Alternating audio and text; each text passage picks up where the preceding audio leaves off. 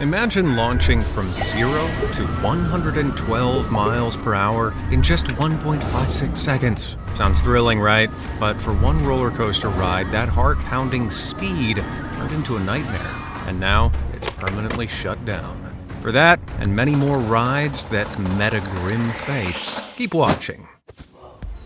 Dododonpa at Fuji-Q Highland Park in Japan wasn't just your standard roller coaster. The fastest coaster in the world when it debuted in 2001, the ride's insane acceleration saw riders subjected to forces so intense they rivaled the kind felt by pilots in fighter jets. Sounds like the thrill of a lifetime, right? Well, it was, but sometimes with disastrous consequences. The G-forces pushing riders back in their seats with unimaginable force often caused bones to snap and necks to fracture. The ride's over-the-shoulder restraints, intended to protect, instead acted like rattling cages, with no way to protect riders from the force. From December 2020 to August 2021, 18 riders sustained injuries while on the ride, including bone fractures and severe bruising, leading to mounting concerns over rider safety. While the ride never claimed a life, the injuries were stacking up, and the park's safety measures couldn't keep up with the danger. In August 2021, the park announced that Dododonpa would close to allow for an investigation into the incidents. Despite attempts to fix the issues, it was no use. In March 2024, Fuji-Q Highland made the difficult decision that Dododonpa would never reopen. It's June 9th, 1991, at Kings Island, Ohio. The summer season is in full swing, and everyone's enjoying the amusements, blissfully unaware that today is set to become one of the most bizarre and tragic days in theme park history. At 9:25 p.m., a fresh batch of riders board the Flight Commander, a distinctive aerial attraction featuring 22-person pods that circled a central tower, allowing riders to control their capsules with joysticks, moving them up or down, and even rolling them a full 360 degrees. The whole ride lasts just around 90 seconds. Not much time for something to go wrong, but it did. One rider, 32-year-old Candy Taylor, was riding solo in her 2-seat pod, a choice that placed her in unexpected danger. Though the Flight Commander included over-the-shoulder harnesses to secure riders, there was no seat divider between the two seats. With the harness on the empty seat next to her unsecured, Taylor was immediately at risk. As the capsule tilted and rolled, strong sideways forces pushed Taylor out from under her own harness and into the vacant seat. With nothing there to restrain her, she was fatally thrown from the pod. But the craziest part, the Flight Commander incident was only the second major incident to occur at Kings Island that day. Less than 1 hour earlier, another guest, 22-year-old Timothy Binning, was crossing a wooden walkway over the park's Beer Garden Lake when he reached over to splash some water. When he did, he was suddenly jolted by a shock of electricity and fell into the electrified water. His friend, 21-year-old Eddie Haithcote, and park security guard, 20-year-old Daryl Robertson, both jumped into the water to save him, but only Timothy made it out alive. With 3 deaths occurring in just 1 hour, there were serious concerns. Kings Island was later fined $23,500 by the Occupational Safety and Health Administration for failing to secure the faulty aerator pump in the water that caused the surge. As for the Flight Commander incident, Taylor suddenly didn't make it through her injuries. After a 6-week investigation, it was determined that her fall was largely caused by the lack of seat divider between her and the empty seat next to her. Taylor's family eventually settled in court with Kings Island for $336,000 and went on to sue the ride's manufacturer, Intamin, for a further $8.8 million. The ride was reopened in April 1992 with new and improved safety modifications, including a new seat divider, lengthened lap bar, and a recessed joystick that could only be operated if both seat restraints were securely locked. But it wasn't enough to repair its broken reputation.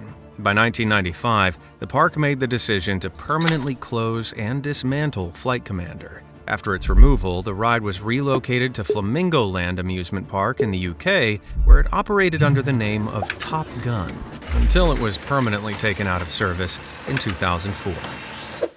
While most theme park rides are shut down because of something happening to someone on board, for our next ride, not even the queue is safe. Cedar Point's Top Thrill Dragster was one of the tallest and fastest roller coasters in the world, launching riders from 0 to 120 miles per hour in just 4 seconds, climbing a 420-foot tower before plummeting back down. But on August 5th, 2021, as one of the trains was nearing the brake run, something went catastrophically wrong. Waiting in line was 44-year-old Rachel Hawes from Michigan. Then, without warning, a piece of metal about the size of a hand broke free from the side of the speeding train, hurtling straight toward her head. She collapsed instantly.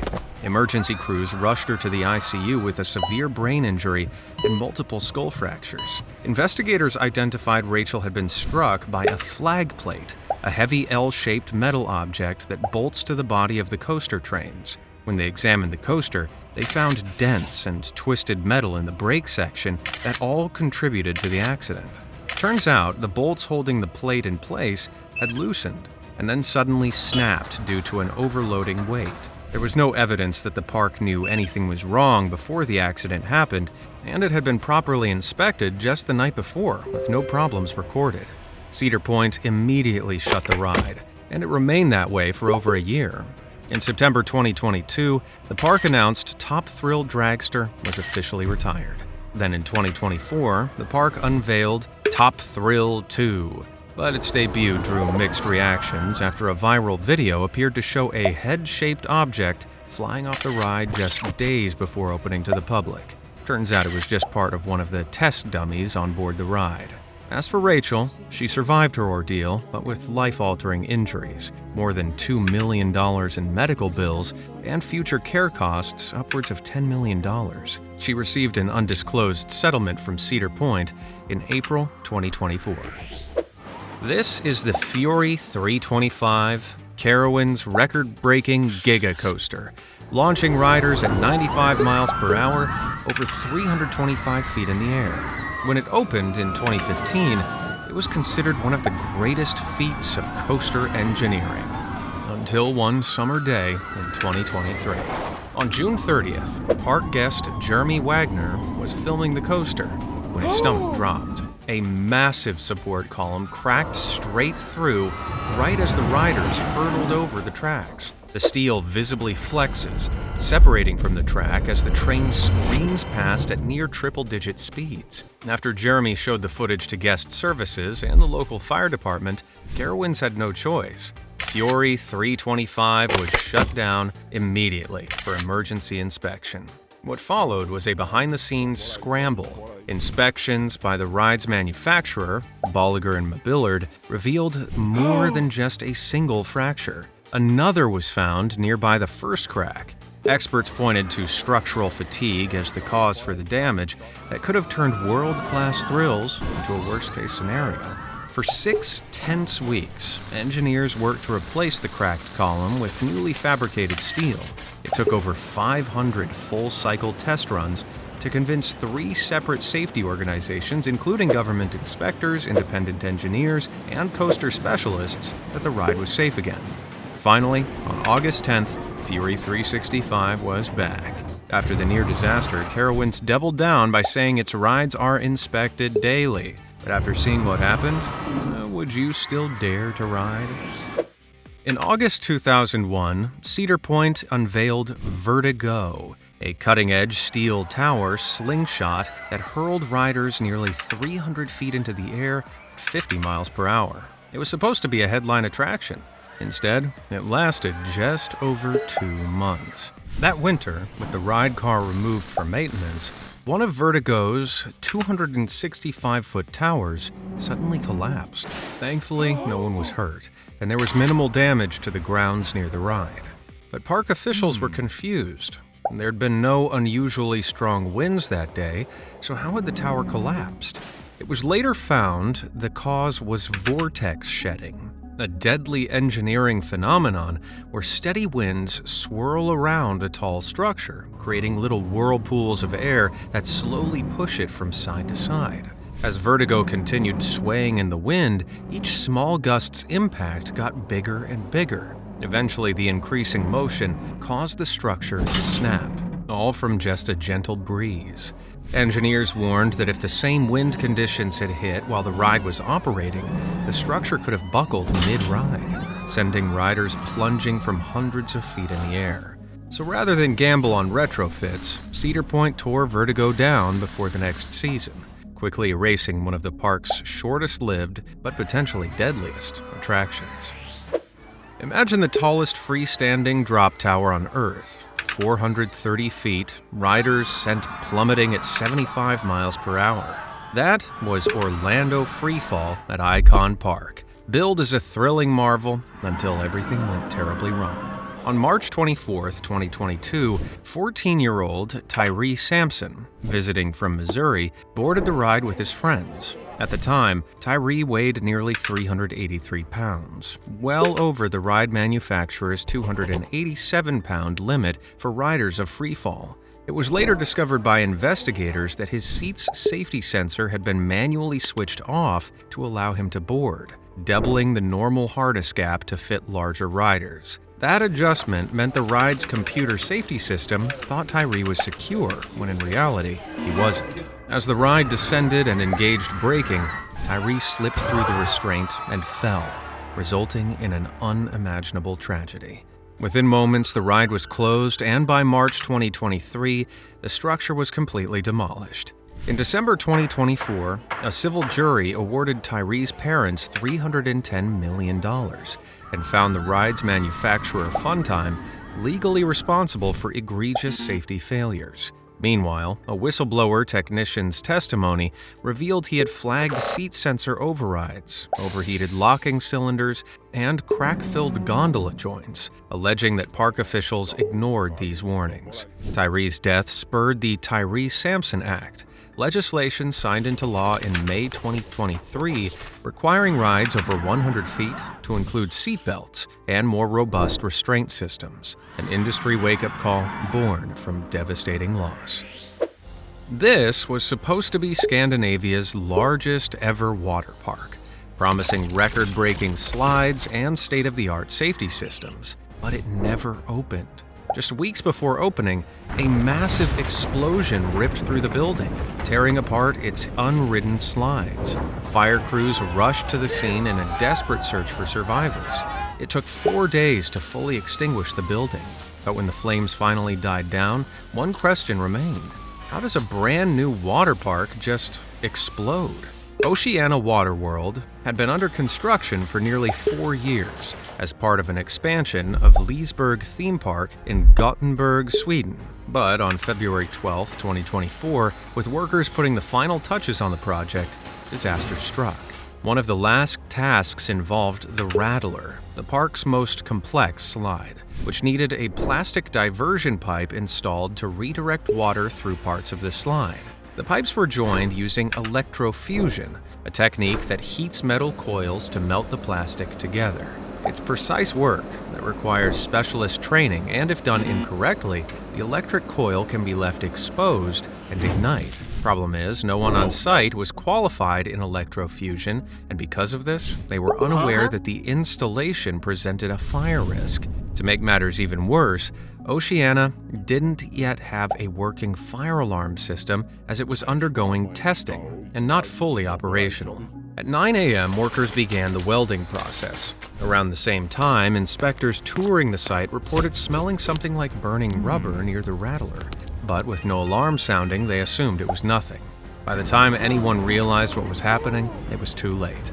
The fire had reached a gas line inside the tower, prompting the huge explosion, sending shockwaves through the structure and fireballs racing down the enclosed slide tunnels. 16 workers were injured, and one construction manager tragically lost his life in the incident.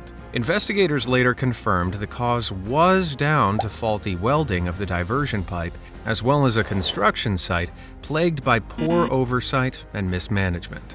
But surprisingly, that wasn't the end of Oceana. Liseberg soon announced plans to rebuild the water park with renewed safety measures, though it might be wise to wait a little while after opening day before booking your tickets.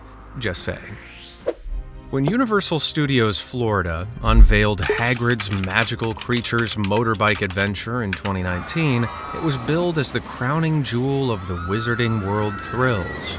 Guests queued for hours to speed alongside Fluffy and all their favorite magical creatures.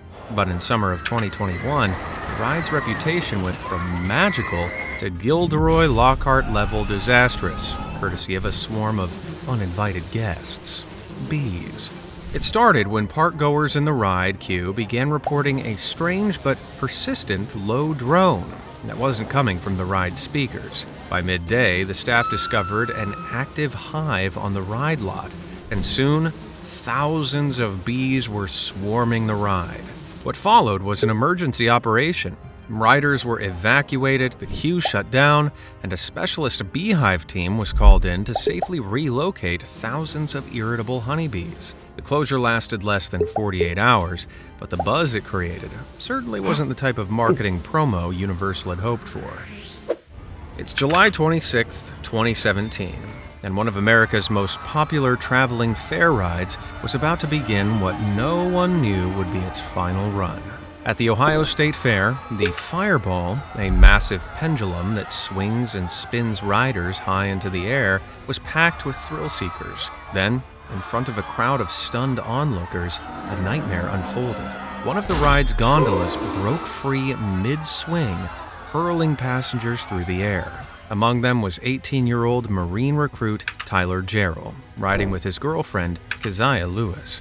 Just minutes earlier, the ride operators had moved them to a different seat because of a minor technical issue, with a small change that would prove devastating. When the ride's arms snapped, Tyler was thrown with fatal force. Keziah survived, but with life-changing injuries. Investigators soon uncovered the cause: a severe hidden corrosion inside the steel support arm, with some parts worn down to just 3 millimeters. Other arms showed similar decay, meaning that any one of them, or all of them, could have failed at any time. Even worse, they discovered that the ride manufacturer, Dutch-based company KMG, had known for years about a design flaw that allowed water to collect inside the arms, creating dangerous rust. Instead of issuing recalls or public warnings, they quietly updated their inspection guidelines. For the Fireball at the Ohio State Fair, those updates came far too late. Because KMG was based in the Netherlands and Ohio law didn't extend criminal liability to foreign manufacturers, U.S. prosecutors had no way to bring the company into court. However, the victims' families were able to file a civil lawsuit against Amusements of America, the New Jersey-based operator that owned and ran the fair's rides. After the incident, the Fireball at the Ohio State Fair was immediately shut down. But it wasn't over yet. At the time, KMG had about 43 similar Fireball rides operating at fairs around the world, with 11 of them in the US. Within days, KMG ordered every single one out of service. To this day, there's no public evidence that any have ever returned to operation. When theme park rides fail, often the park takes the blame while the manufacturer slips into the shadows. But in the industry, one name stands out: Safeco. Founded in Spain in 1968, they've built some of the most unsafe, accident-prone rides ever made, and one in particular has earned an especially grim reputation. The Crazy Frog is a spinning jump ride with long arms that lift and drop cars in a bouncing motion. That bounce is controlled manually by the operator's foot pedal, and one wrong move can send the cars slamming into the ground. And if that doesn't sound risky enough, the arms themselves are a hazard.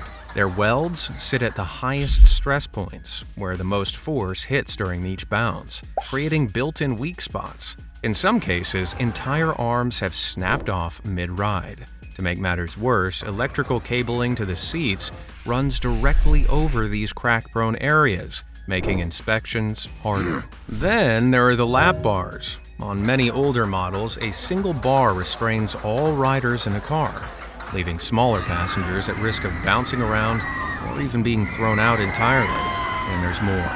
Each car is attached to its arm by just 2 small welded mounts. If one fails, which has happened before, the car can swing downwards, tilting 90 degrees mid-ride and putting loosely restrained riders in serious danger of ejection. Safeco never issued any safety warnings about the Crazy Frog's flaws and went bankrupt in 2020, leaving no way to hold them accountable. Government agencies in several countries stepped in with safety advice, but many rides remain unmodified, especially outside the US and UK. In 2024 alone, there were 2 riders ejected, a sweep arm tearing free, and an entire car breaking away mid-air. Sheesh. For a ride called Crazy Frog, the real crazy part is that so many are still operating. When King's Dominion unveiled Intimidator 305 in 2010, it was meant to be a monument to speed, a 305-foot plunge straight into a blistering NASCAR-type turn. But within weeks, the park faced an unexpected and serious problem. Riders weren't just screaming, many were losing consciousness. The coaster's first turn, taken at full speed, subjected riders to peak lateral G-forces of nearly 5 Gs, significantly higher than the usual 3 to 4 Gs seen on most thrill rides. This extreme force caused numerous riders to experience grayouts, brief moments when vision fades under intense pressure. Some even suffered full blackouts and briefly lost consciousness. The physics were unforgiving. Thrilling, yes, but unsustainable in terms of safety. After only a few weeks of operation, the ride was shut down so engineers could install trim breakers to slow the drop. Even then, the fix was only temporary. Over the 5 to 6 month off-season, the park redesigned the turn to make it less aggressive and reduce the lateral forces. When Intimidator 305 reopened, it was still fast and exhilarating, but no longer a test of human circulatory resilience. Ask any wooden coaster fan about El Toro at Six Flags Great Adventure, and you'll hear the same thing. It's intense, it's relentless, and the splintering 176-foot drop is totally out of this world. But on the night of August 25th, 2022, riders met a bump in the road. As the train roared toward the final section of track, riders were suddenly jolted by what many described as hitting a pothole. The impact was brutal enough to injure 14 passengers, sending 5 to the hospital with back, neck, and mouth injuries. New Jersey ride inspectors soon discovered the cause. Multiple wooden support columns beneath a section of track had sustained structural damage, allowing the rails to dip under the immense forces of the coaster. But this wasn't the first red flag against El Toro. In 2021, the coaster had also suffered a partial derailment, though no one was hurt. But after the pothole incident, steps were taken to close the ride. It sat idly for nearly a year until Six Flags coordinated a massive retracking effort, replacing and reinforcing the compromised section before the coaster reopened in June 2023. When a roller coaster's selling point is that it combines wooden tracks with real fire, you'd be right to be cautious. But in July 2024, guests at Alton Towers found out the hard way when one ride quite literally went up in smoke.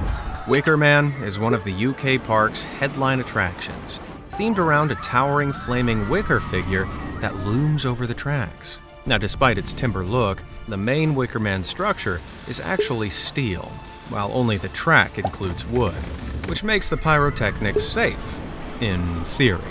But on that summer day, riders queuing for their turn noticed something odd: smoke rising from one of the coaster's turn sections. The ride was evacuated, barriers went up, and engineers appeared on the tracks with fire extinguishers in hand. Speculation spread fast. Could it ignite again? Was the ride about to blow? And within hours, Alton Towers issued a statement blaming interference from a foreign object rather than the ride's systems. According to rumor, the culprit was an accidentally dropped vape. It's thought it must have fallen from a rider's pocket, was struck by another train, and its battery ignited right on the wooden track section. Thankfully, the ride's wood is treated with flame retardant, so the blaze was contained quickly. After inspections and minor repairs, Wicker Man was back in action 3 weeks later. But Alton Towers were right to be cautious. In 2023, a far more serious blaze broke out at French theme park Futuroscope when their roller coaster, Objectif Mars, caught fire as it rolled into the loading platform. The flames started beneath one of the cars, triggered by a lithium battery that's built into the ride's design. The two guests inside managed to escape and later recovered from their injuries, but it's hard not to imagine how much worse it could have been if the fire had ignited mid-run. Kennywood Amusement Park in Pennsylvania has been thrilling guests for more than 125 years, but that doesn't make its rides immune to problems. The Aero 360 was one of the park's main showpieces, a structure of twin yellow arms swinging riders sky high before flipping them head over heels. But on May 30th, 2022, the ride locked in midair, leaving passengers dangling upside down. Witnesses on the ground could hear the riders screaming for help as they dangled above midway. After just a couple of minutes upside down, blood would be rushing to their heads, their faces flushing and pounding, vision starting to blur, and every breath feeling shallower. By the 5-minute mark, discomfort starts to turn to real panic, with dizziness, pressure, and the terrifying unknown of what could happen next. Luckily, it was at this point that maintenance was able to bring the Aero back to its rest position and evacuate the riders. After a checkover from medics, no serious injuries were reported, but there were plenty of shaken nerves. The ride was shut down for the day. Behind the scenes, the park's engineers and government inspectors began combing through the attraction's systems. No official root cause was released to the public, but the decision was made. Aero 360 would stay closed for the rest of the 2022 season. When 2023 rolled around, the ride was still silent. Kennywood later confirmed the attraction was undergoing a full refurbishment, including a new control system and structural updates. Finally, in spring 2024, after extensive off-season work and testing, Aero 360 returned to Kennywood's lineup, gleaming with fresh paint and updated tech. The park insisted the ride was safe and ready for thrills again, but after seeing its riders hang upside down in midair, would you be willing to climb aboard? No thanks. I'm gonna go home. It's June 29, 2010, and a group of 48 park goers at the OCT East theme park in Shenzhen, China, have just strapped in for a high-speed space launch simulator. But what was meant to be a trip to the stars is set to end with the ride's demise. They're on board one of the park's star attractions, Space Journey. Set inside a massive enclosed chamber made up of 11 shuttle capsules holding 4 riders apiece, all mounted around a spinning centrifuge. Each rider is locked in place by harnesses, while the entire platform accelerates and tilts to mimic the G-forces of a rocket launch. Just seconds in, a deafening bang echoes through the chamber. Lights flicker, the centrifuge lurches violently. One cabin rips from its mount, still spinning as it slams into a neighboring pod. Both plunge almost 50 feet to the floor, and by the end, all 11 cabins have flipped upside down, with riders in danger of falling. When the chaos subsides, first responders race to reach survivors, some of whom wait up to 20 minutes before being freed. Sadly, out of the 48, 6 haven't survived the accident, while a further 10 are injured. Space Journey and the entire section of the park are immediately closed while safety checks sweep across the resort and a full investigation begins. Authorities question 11 employees, including operators, maintenance staff, and managers. Most insist there had been no warning signs, but some passengers recall the ride struggling moments before its failure. Park officials claimed staff conduct daily safety checks and argue the disaster was caused by an unpredictable mechanical fault, for which the manufacturer should bear responsibility. Investigators, however, were less certain, raising doubts over whether the daily and weekly inspections were carried out with proper diligence. To this day, the exact cause remains unclear, but one fact is beyond doubt. Space Journey never took another passenger after that day and remains permanently shut down. In September 2009, a family day at Knott's Berry Farm turned into a nightmare. 12-year-old Kyle Wheeler and his father, Russell, boarded the front row of the park's high-speed accelerator roller coaster. But just 4 seconds after launch, everything went wrong. A launch cable snapped, lashing toward Kyle. The horrifying moment was caught on camera, but what exactly happened that day, and why did the cable fail? The accelerator, built by Intamin, uses a hydraulic launch system to propel trains from 0 to 82 miles per hour in just over 2 seconds. That system relies on heavy-duty steel cables, and if one breaks, the consequences can be catastrophic. Investigators found that one of these cables had frayed internally over time. When it gave way, strands whipped back into the train's cars. It also came to light that despite Intamin urging monthly inspections, Knott's Berry waited 6 months between checks, and sometimes blew past those too. Knott's Berry Farm closed the ride immediately, and it stayed shut for over a year while Intamin replaced the cables and the park carried out a full safety inspection. Kyle survived, but was left with serious injuries that would take months to recover from.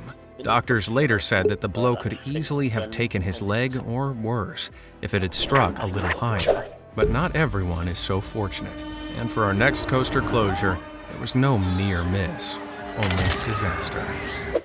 It's every coaster enthusiast's worst nightmare. You've just taken your seat on a roller coaster, and the ride operator is securing everyone into their seats. But when they pull your restraint down, something feels off. You're not sure it's secure. You ask the ride attendant, is everything okay? They reassure you with a smile, and you move forward, trusting that everything will be fine. But what if it's not? That fear became a reality for one rider at Six Flags Over Texas on July 19, 2013.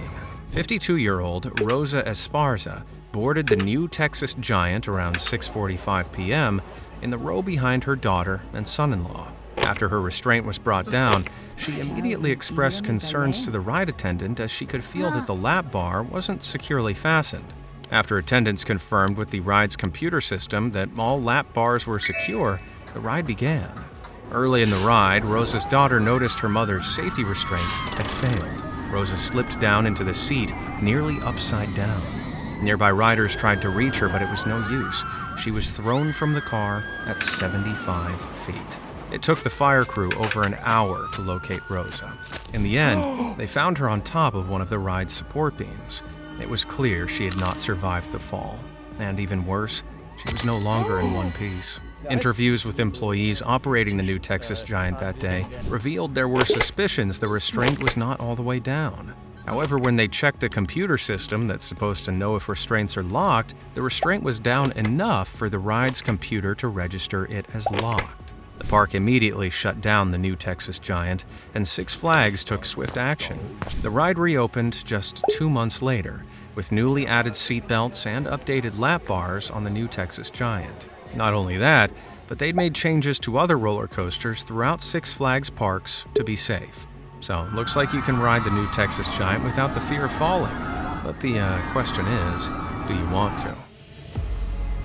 Have you ever ridden any of these shut-down theme park rides? And what were your experiences? Sound off in the comments below. As always, thanks for watching.